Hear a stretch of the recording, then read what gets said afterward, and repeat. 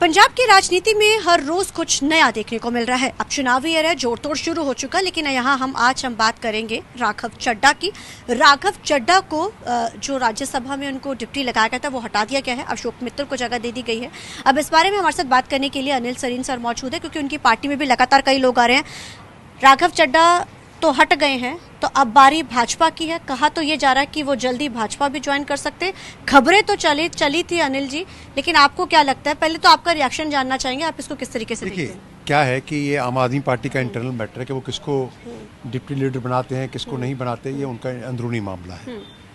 लेकिन एक चीज़ मैं आम आदमी पार्टी के बारे में कहना चाहूँगा, कहीं का ईंट कहीं का रोड़ा, भानुमती ने कुंभा जोड़ा। तो जो आम आदमी पार्टी जो बनी है वो कहीं का ईंट कहीं का रोड़ा, वो सारा इकट्ठा करके भानुमती कुंभा जोड़ा। और अब जब सबको ये लग रहा है कि आम आदमी पार्टी जाने वाली है, तो कोई यहाँ गिरा कोई वहाँ गिरा, पता नहीं कहाँ कहाँ जाएंगे ये लोग। यानी कि जो गिरेंगे तो भाजपा में तो बहुत ये नहीं कहता कि भाजपा में आएंगे लेकिन आप देख रहे हैं कि किस तरह से आम आदमी पार्टी का पतन शुरू हो चुका है।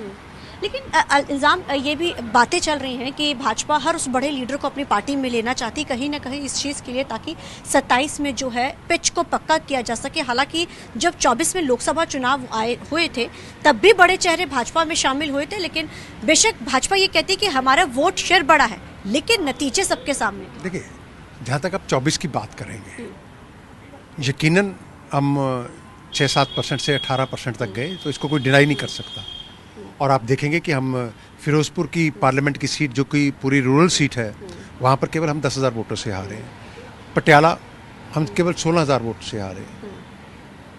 लुधियाना हम केवल 20,000 वोट से आ रहे हैं। तो 20 से भी कम मार्जिन तो नहीं होता। मैं ये कहता हूँ 20 तो कुछ मार्जिन ही नहीं होता। लोकसभा में आप देखें जहाँ पे लाखों की वोटों की गिनती होती है, तो ये बहुत माइनर मार्जिन। ठीक है, हार जीत तो जीता है वो सिकंदर, लेकिन बहुत क्लोज फाइट रही हमारी। हमारा परफॉर्मेंस बहुत अच्छी रही। और ये वो सीटें हैं जहाँ पर हम कभी चुनाव नहीं लड़े थे पार्लियामेंट का। हम अमृतसर, गुरदासपुर और होशियारपुर केवल लड़ते रहे।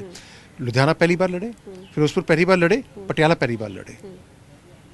तो ये पार्टी के बढ़ते ग्राफ और पार्टी की अचीवमेंट है। लेकिन अनिल जी, आपको लगता पार्टी में जब बाहर से लोग आते हैं, हालांकि जब कांग्रेस से बहुत गिनती भाजपा में लोग शामिल हुए, तो इस चीज़ को लेकर भी कहीं ना कहीं जो पार्टी के जो कैडर के लोग हैं उनके मनों में भी ये चीज़ है, क्योंकि जाहिर है जब कोई बाहर से आता तो बड़ा पद तो दिया जाता है और ये चीज़ें आम होती हैं। तो नहीं लगता जो अंदर की लीडरशिप है उसके अंदर मन में कहीं ना कहीं डर है, जो पुराना कैडर, जैसे आप लोग जो पुराने कैडर के जुड़े हुए लोग? नहीं, ऐसा कुछ नहीं है। हमारा परिवार बढ़ रहा है और हमें भी मालूम है कि पहले हम 23 सीटों पर लड़ते थे, अब 117 सीटों पर लड़ना है। पहले हम 3 पार्लियामेंट लड़ते थे, हम अब 13 पार्लियामेंट लड़ रहे हैं।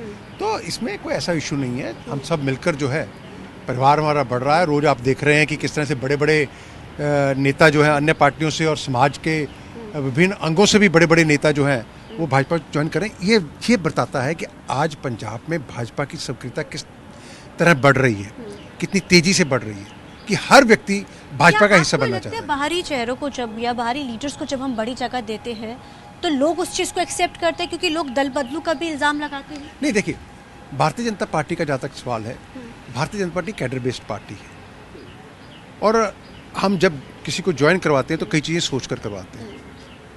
तो इसमें ऐसे कोई किसी तरह की कोई परेशानी किसी स्तर पर ऐसी नहीं है। और हम मजबूती से 27 की तैयारी में लगे हैं और 27 के रिजल्ट बहुत अच्छे आएंगे, मैं ये आपको विश्वास है। आपसे आखिरी सवाल है, राघव चड्ढा की अब एंट्री हम देख सकते हैं दिल्ली हेडक्वार्टर में। अब राघव चड्ढा भाजपा में, क्योंकि ये जो खबरें पहले भी उठती रही हैं राघव चड्ढा को लेकर, एक बार फिर से, अब क्योंकि अब जब हटाना तो ये खबरों को फिर से तूल देना शुरू हो। देखिए क्या है कि कई बार वो पार्टी की तारीफें करते भी नजर। देखिए क्या है कि जब आप अच्छे काम करोगे तो कहीं ना कहीं पब्लिक प्रेशर जब होता है कि आप अच्छे कामों की तारीफ, आप चाहे कितना भी राजनीतिक विरोधी हों, आपको करनी पड़ती है। जिस तरह से मोदी सरकार देश की तरक्की के लिए काम कर रही है, हर पहलू पे काम कर रही है, चाहे हम इंफ्रास्ट्रक्चर को ले लें, चाहे फॉरेन पॉलिसी को ले लें, चाहे गरीब को ले लें, चाहे मजदूर को ले लें, चाहे महिला को ले लें, चाहे किसान को ले लें, हर फ्रंट के ऊपर हमारी सरकार जो है बेहतरीन कार्य कर रही है और इससे लोग प्रभावित हो रहे हैं। यानी राघव चड्ढा प्रभावित होकर आ रहे हैं? मैं इस बारे में कुछ नहीं कह सकता, ये उनका अपना निर्णय, लेकिन मैं इतना कह सकता हूँ कि बहुत लंबी लिस्ट है। लिस्ट लंबी है, तो जाहिर है लिस्ट लंबी है। अब देखना हम रहेगा कि आखिर अगली पारी कौन सी होती है, लेकिन अब इस लिस्ट में कौन कौन शामिल होते हैं इस पर भी सबकी नजर रहेगी। कैमरामैन जैसे के साथ चंडीगढ़ से TV9 के लिए अमनप्रीत कौर।